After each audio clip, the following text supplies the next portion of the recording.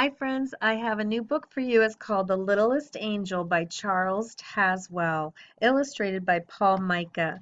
And this story is about an angel who's just a little 4-year-old. And he is kind of like if you've ever heard the term a bull in the china shop, he kind of does things like 4-year-olds do. He's jumping, he's running, he's playing. He's not acting very angelic at all. But it's a very special story. Let's begin, okay? Once upon a time, oh, many, many years of time is calculated by men, but which was only yesterday in the celestial calendar of heaven, there was in paradise a most miserable, thoroughly unhappy, and utterly dejected cherub, who was known throughout heaven as the littlest angel.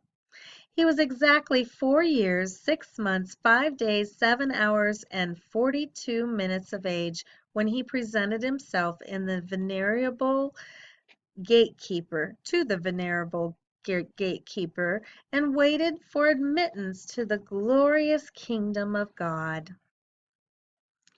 Standing defiantly, the littlest angel tried to pretend that he wasn't at all impressed by such unearthly splendor, and that he wasn't at all afraid, but his lower lip trembled, and a tear disgraced him by making a new furrow down his already tear-streaked face, coming to a precipitous halt at the very tip of his small freckled nose. But that wasn't all. While the kindly gatekeeper was entering the name in his great book, the littlest angel, having left home as usual without a handkerchief, endeavored to hide the telltale evidence by snuffing, a most unangelic sound which so unnerved the good gatekeeper that he did something he had never done before in all eternity. He blotted the page. From that moment on, the heavenly peace was never quite the same, and the littlest angel soon became the despair of all heavenly hosts. His shrill, ear-splitting whistle resounded at all hours throughout the golden streets. It startled the patriarch prophets and disturbed their meditations. Yes, and on top of that, he inevitably sang off key at the singing practice of the heavenly choir, spoiling the ethereal effect. And being so small that it seemed to take him just twice as long as anyone else to get to nightly prayers, the littlest angel always arrived late and always knocked everyone's wings askew as he darted into his place. Although these flaws in behavior might have been overlooked, the general appearance of the littlest angel was even more disreputable than his deportment. It was first whispered among the seraphim and cherubim, and then said aloud among the angels and archangels that he didn't even look like an angel. And they were all quite right. He didn't. His halo was permanently tarnished where he held on to it with his one hot little chubby hand when he ran, and he was always running. Furthermore, even when he stood very still, it never behaved as a halo should. It was always slipping down over his right eye, or over his left eye, or else, just from meanness, slipping off the back of his head and rolling away down some golden street just so he'd have to chase after it. Yes, it was, it must be here recorded that his wings were neither useful nor ornamental. All paradise held its breath when the littlest angel perched himself like an unhappy fledgling sparrow on the very edge of the gilded cloud and prepared to take off.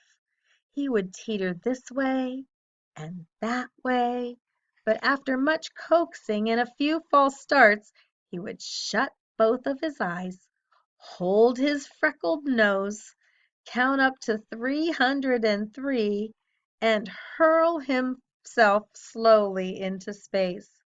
However, owing to the regrettable fact that he always forgot to move his wings, The littlest angel always fell head over halo. It was also reported, and never denied, that whenever he was nervous, which was most of the time, he bit his wingtips. Now, anyone can easily understand why the littlest angel would, sooner or later, have to be disciplined.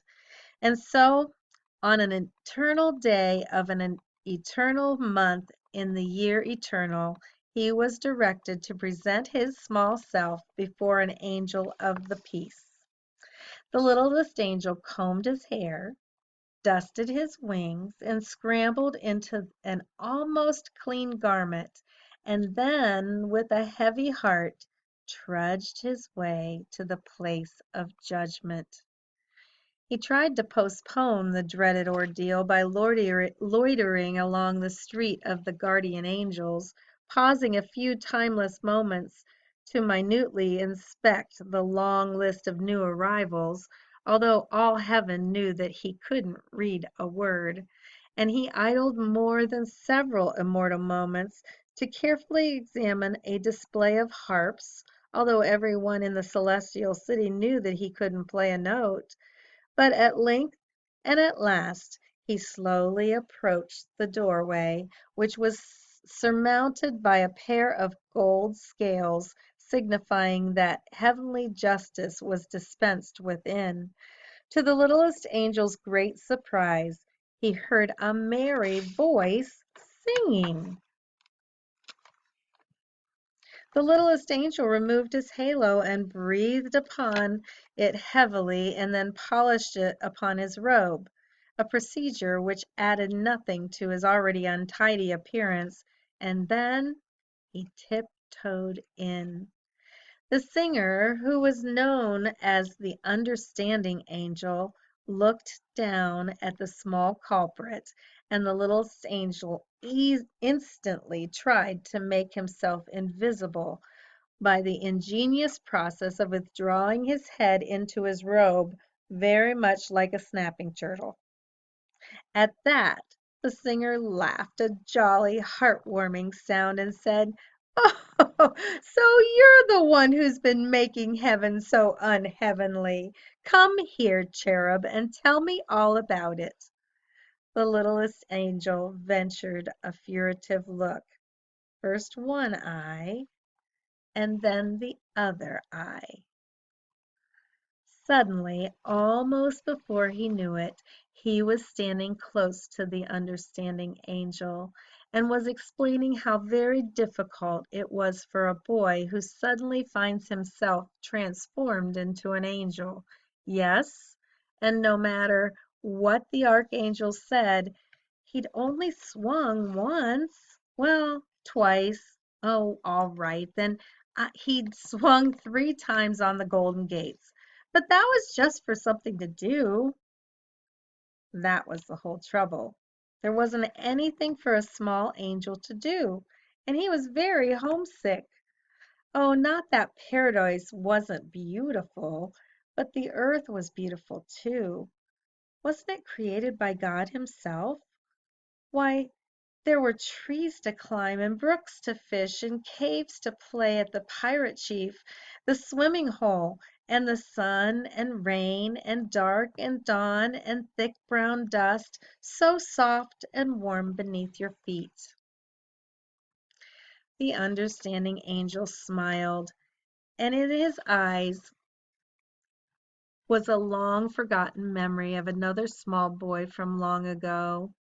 Then he asked the littlest angel what would make him most happy in paradise.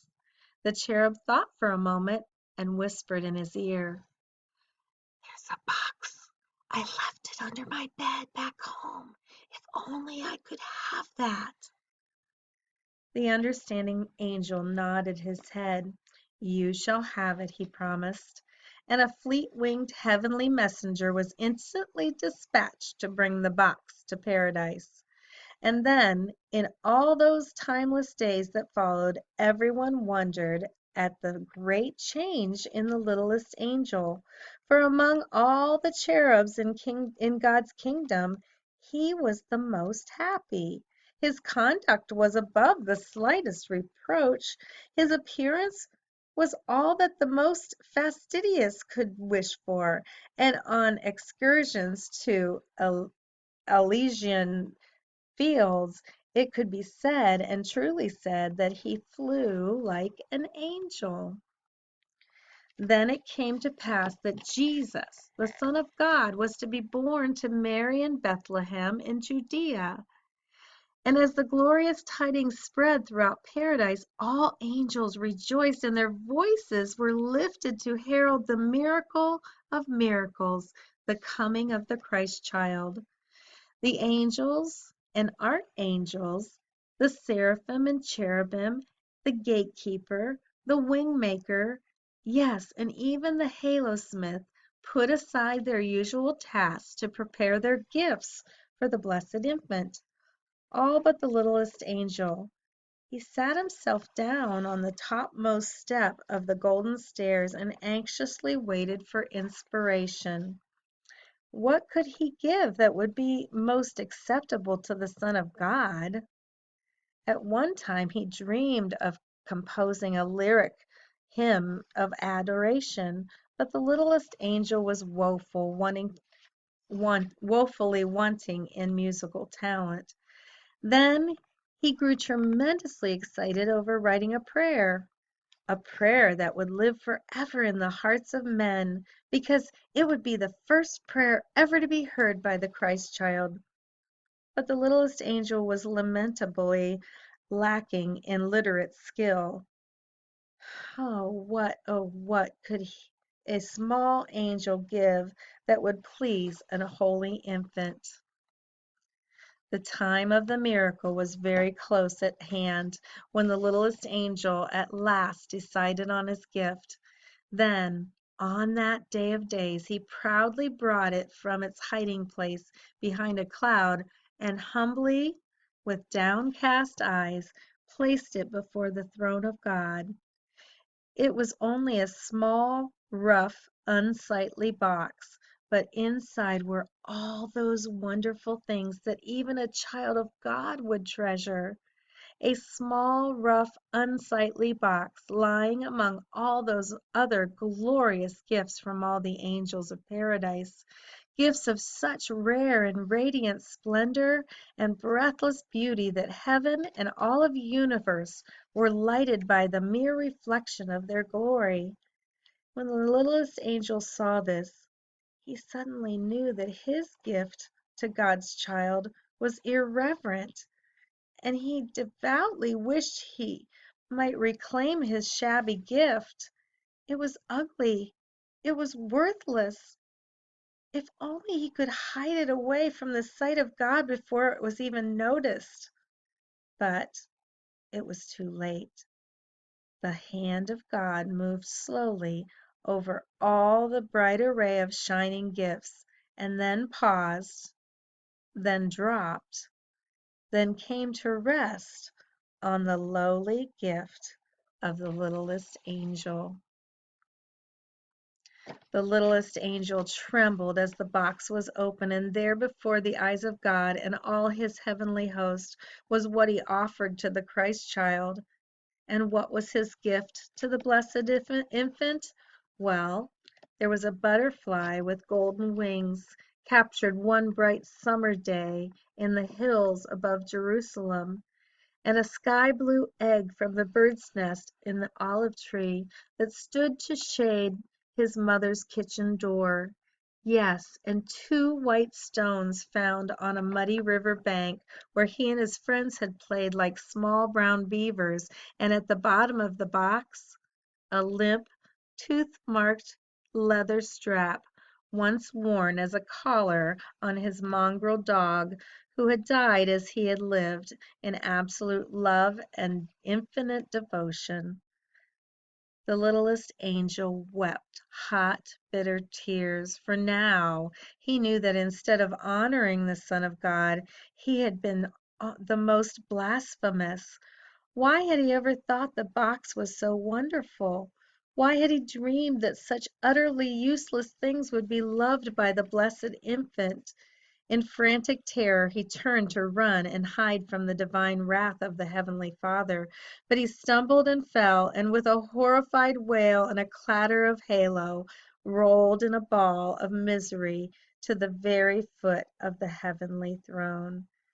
There was an ominous and dreadful silence in the celestial city, a silence complete and undisturbed save for the heartbroken sobbing of the littlest angel. And then suddenly the voice of God, like divine music, rose and swelled throughout paradise. And the voice of God spoke, saying, "Of all the gifts of all the angels, I find that this small box pleases me the most.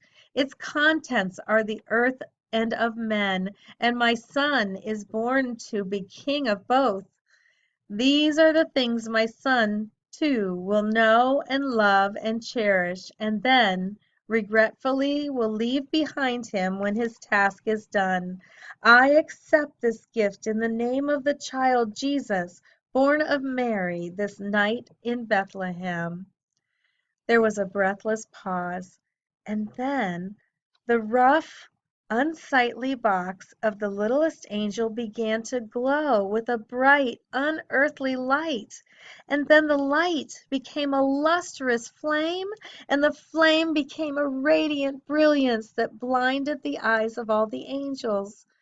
None but the littlest angel saw it rise from its place before the throne of God, and he, and only he, watched it arch away from heaven and shed its clear white beckoning light over a stable where a child was born. There it shone in the night of miracles, and its light was reflected down the centuries deep in the heart of all mankind. Yet earthly eyes, blinded too by its splendor, could never know that the lowly gift of the littlest angel was what all men would call forever the shining star of Bethlehem. And that's the end of our story, friends. Wasn't that a good story? And didn't the littlest angel give something so special to baby Jesus? He gave what he treasured the most. That's what God asks us to do, is give him our all, and he will make it so good. Have a wonderful day.